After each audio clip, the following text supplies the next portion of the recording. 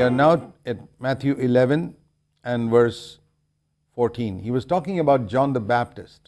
ఇప్పుడు మనం మత్తయి సువార్త 11వ అధ్యాయం 14వ వచనాన్ని చూస్తూ ఉన్నాం. ఇక్కడ ఆయన బాప్తిస్మం ఇచ్చు యోహాను గురించి చెప్తూ ఉన్నారు. As the greatest of all the Old Testament prophets. పాత నిబంధనలో ఉన్న ప్రవక్తలందరికంటే కూడా బాప్తిస్మం ఇచ్చు యోహాను గొప్పవాడు.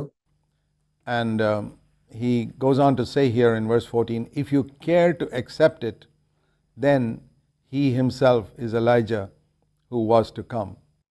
ఈ సంగతిని అంగీకరించుటకు మీకు మనస్సుంటే రాబోవు ఏలియా ఇతడే. There's a prophecy in the book of Malachi. మలాకి గ్రంథంలో ఒక ప్రవచనం ఉంది. It's almost the last words of the Old Testament. పాత నిబంధనలో చివరి మాటలు ఇవి.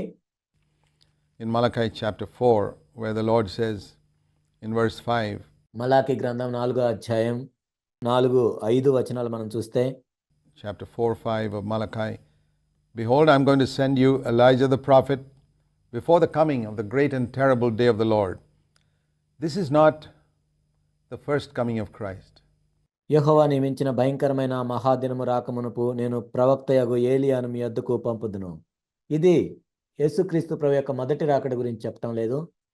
Because the first coming of Christ is not the great and terrible day of the Lord.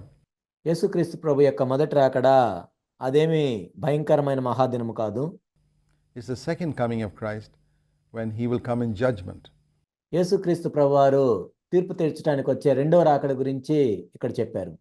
The last words of the Old Testament refer to the second coming of Christ when he comes in judgment, the great and terrible day of the Lord.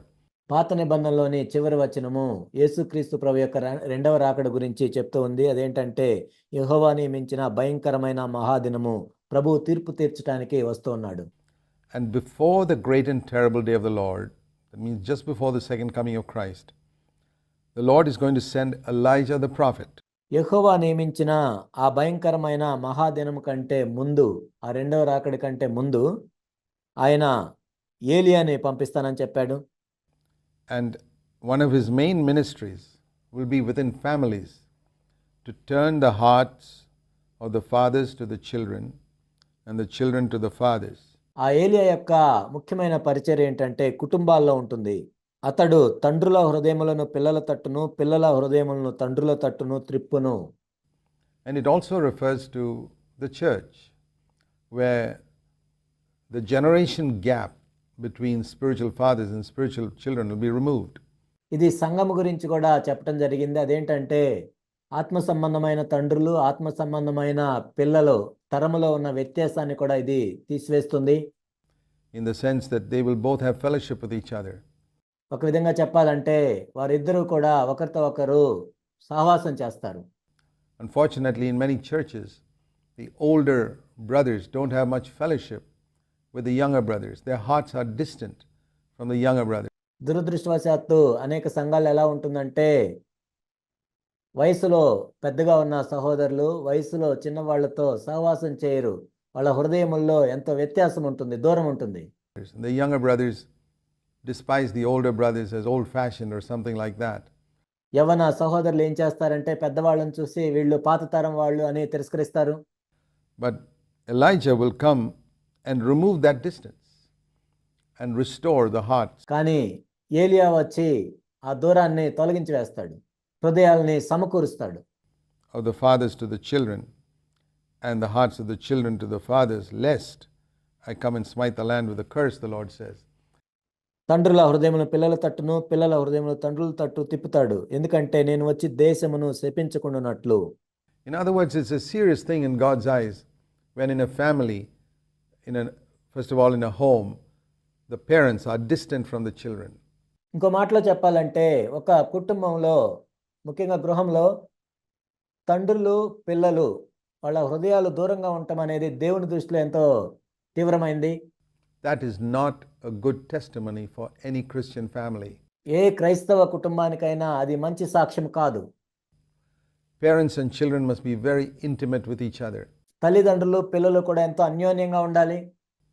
And very often that distance comes because parents do not continue to keep a fellowship with their children from childhood. When a child is born, the parents hug and kiss them and తరచుగా ఆ దూరం ఎందుకు పెరుగుతుందంటే తల్లిదండ్రులు పిల్లలతో సహవాసంతో కొనసాగరు. ఎందుకంటే పిల్లలు నూతనంగా జన్మించినప్పుడు వాళ్ళు ముద్దు పెట్టుకుంటారు, కౌగిలించుకుంటారు. Talk to them frequently, even before the child knows how to speak. తరచుగా వాళ్ళతో మాట్లాడుతూ ఉంటారు. ఆ బిడ్డ ఏమీ మాట్లాడలేకపోయినా సరే వాళ్ళతో మాట్లాడుతూ ఉంటారు. But as they grow up, the more the children grow up, there's less and less communication between parents and children. ఆ పిల్లలు పెరిగే కొలది తల్లిదండ్రుల మధ్య పిల్లల మధ్య సంభాషణ అనేది ఉండదు, తగ్గిపోతుంటుంది. And by the time the children become teenagers, there's a distance. And when the children are in their 20s, many of them hardly ever talk to their parents. ఆ పిల్లలు టీనేజ్కి వచ్చేసరికి ఇంకా కూడా దూరం పెరుగుతూ ఉంటుంది. వాళ్ళు 20 సంవత్సరాలు వచ్చేసరికి అసలు తల్లిదండ్రులతో మాట్లాడటమే దాదాపుగా మానేస్తారు. This is really sad. It says the Lord says it's so sad. The earth should be smitten with a curse for this type of thing. ఇదెంతో విచారకరం. దేవుడు ఏం చెప్తున్నాడంటే ఇలాంటి దాని విషయమై నేను భూమిని శపిస్తాను. But yet many parents don't seem to see the seriousness of it.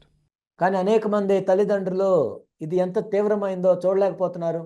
And they don't see how important it is to restore that relationship between them and their children. And it must begin with the fathers.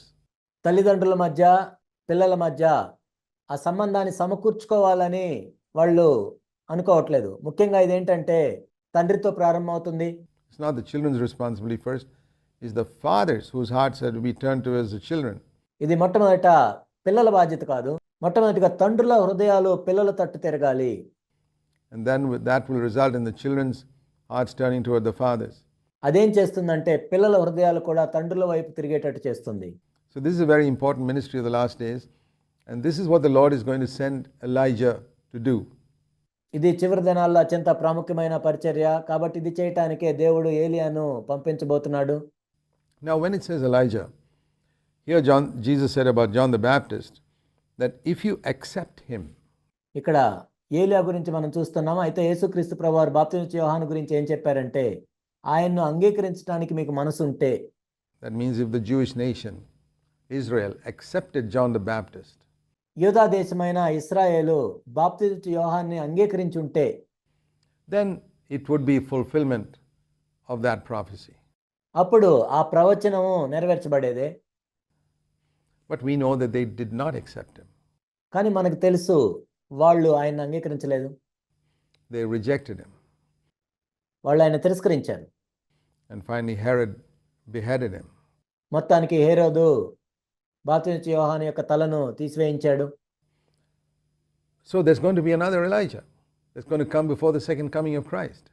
కాబట్టి క్రీస్తు యొక్క రెండవ రాకడకు మునుపు మరొక ఏలియా వస్తాడు. And that will not be one person. In the Old Testament the prophets were individuals. ఇక్కడ ఒక్క వ్యక్తి కాదు. పాత నిబంధనలో మనం చూసినట్లయితే ఏ ప్రవక్త అయినా ఒక్కడే ఉండేవాడు. Jeremiah, Isaiah, Elijah, Elisha, John the Baptist. ఇర్మియా, యెషయా, ఏలియా, ఎలీషా, బాప్తిస్మం యోహాను. But as soon as Jesus came, he never sent out his disciples one by one. Always two by two. కానీ యేసుక్రీస్తు ప్రభువారు వచ్చిన తర్వాత తన శిష్యుల్ని ఒక్కరిగా ఎప్పుడు పంపించలేదు. ఆయన ఎప్పుడు ఇద్దరిద్దరుగా పంపించేవాడు. And that is what is carried on in the Acts of the Apostles. అపోస్తుల కార్యంలో కూడా అదే కొనసాగించబడింది.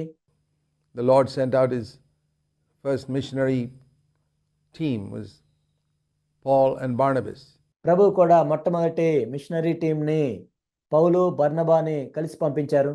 It's always two by two. Peter and John going to the temple, you read in Acts chapter 3 after the day of Pentecost. ఎప్పుడు కూడా ఇద్దరిద్దరుగా వెళ్ళేవాళ్ళు. పేతురు, యోహాను కూడా పెంతెకొస్తు దినం తర్వాత దేవాలయానికి వాళ్ళిద్దరూ వెళ్ళినట్లుగా మనం చూస్తాం. It's always two by two. ఎప్పుడు కూడా ఇద్దరిద్దరుగా వెళ్ళేవాళ్ళు. And that is because in the new covenant the Lord ministers through a body, not through an individual. This is never true in the Old Testament. ఎందుకంటే క్రొత్త నిబంధనలో యేసుక్రీస్తు ప్రభు యొక్క శరీరంగా మనం పనిచేస్తాము. పాత నిబంధనలాగా ఒక్కొక్కరిగా కాదు.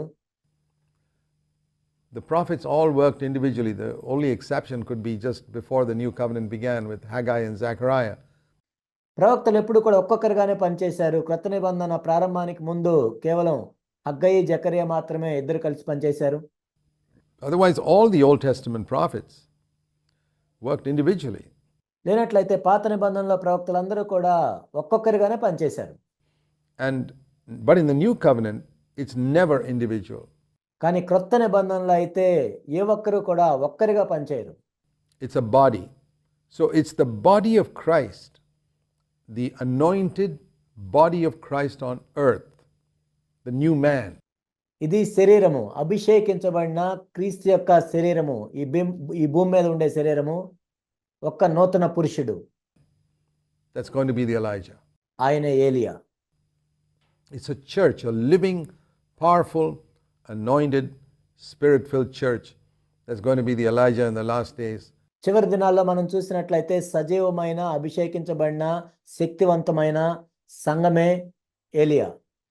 Proclaiming, bringing together spiritual fathers with spiritual children and earthly fathers with earthly children. ఆత్మ సంబంధమైన తల్లిదండ్రులను ఆత్మ సంబంధమైన పిల్లలతో కలపటము, ఈ భూ సంబంధమైన తల్లిదండ్రులను భూ సంబంధమైన పిల్లలతో కలపటము, దాన్ని ప్రకటిస్తూ ఉంటుంది ఈ సంఘం. And preparing the way again for the second coming of Christ. క్రీస్తు యొక్క రెండవ రాకడ కోసం మార్గాన్ని మరలా సిద్ధం చేస్తుంటుంది. This is the important thing. There's just like John the Baptist prepared Israel for the first coming of Christ, the church is going to prepare people for the second coming of Christ. ఇదే ప్రాముఖ్యమైన విషయము. బాప్తిజం ఇచ్చే యోహాను ఇశ్రాయేలును క్రీస్తు యొక్క మొదటి రాకడకు ఏ విధంగా సిద్ధం చేశాడో, ఇప్పుడు సంఘము ప్రజలను క్రీస్తు యొక్క రెండవ రాకడ కోసం సిద్ధం చేస్తుంటుంది. In this way, saying, prepare the way of the Lord. And just like John the Baptist's message was one of repentance primarily. ప్రభు యొక్క మార్గాన్ని సరళం చేసినట్లు బాప్తిజం ఇచ్చే యోహాను ఏం చెప్పాడంటే, ప్రాథమికంగా మారు మనసు పొందండి, దేవుని యొక్క రాజ్యం సమీపించినదని ప్రకటించాడు. The main message that the church is to proclaim in this day and age, just before the coming of the Lord, is repent. ప్రభు యొక్క రెండవ రాకడకు కూడా ముందు సంఘము ఈ తరంలో ఈ సమయంలో ప్రకటించవలసిన ముఖ్యమైన సందేశం ఏంటంటే, మారు మనసు పొందుడి. There's a tremendous need for the spirit of Elijah to be manifested in the proclamation of the gospel today. ఈనాడు సువార్త ప్రకటనలో ఇటువంటి ఏలియా యొక్క ఆత్మ కనపడటం అనేది ఎంతో ప్రాముఖ్యమైన విషయం. To the Christians, you remember the last messages of Jesus to the church in the New Testament in Revelation chapter 2 and chapter 3. ఈ ప్రకటన క్రైస్తవులకు మనము యేసుక్రీస్తు ప్రభువారు చెప్పిన చివరి సందేశాలు కూడా మనం చూస్తాం ప్రకటన గ్రంథం 2-3 అధ్యాయాల్లో. And to 5 of those churches that were backslidden, the message is repent. వెనక్కు దిగజారిపోయిన 5 సంఘాలకు కూడా ప్రభు ఇచ్చిన సందేశం ఏంటంటే, మారు మనసు పొందు. Repentance is the last message that Christ has given to the church. సంఘానికి యేసుక్రీస్తు ప్రభు ఇచ్చిన చివరి సందేశం ఏంటంటే, మారు మనసు పొందు. When he was on earth, he was preaching repentance to sinners. ఆయన ఈ భూమి మీద ఉన్నప్పుడు పాపులకి మారు మనసు పొందమని ప్రకటించాడు. In the Acts of the Apostles, they preached repentance to sinners. అపోస్తుల కార్యములో వాళ్ళు కూడా మారు మనసు పొందండి అని పాపులకు ప్రకటించారు. In the book of Revelation, the same message is to the church. The church needs to repent. ప్రకటన గ్రంథంలో అదే సందేశము సంఘానికి ఇవ్వబడింది. సంఘము మారు మనసు పొందాలి. And that is the message of John the Baptist that the church in the spirit of Elijah needs to proclaim. బాప్తిజం ఇచ్చే యోహాను యొక్క ఈ సందేశాన్ని ఏలియా యొక్క ఆత్మతో సంఘము ప్రకటించాలి.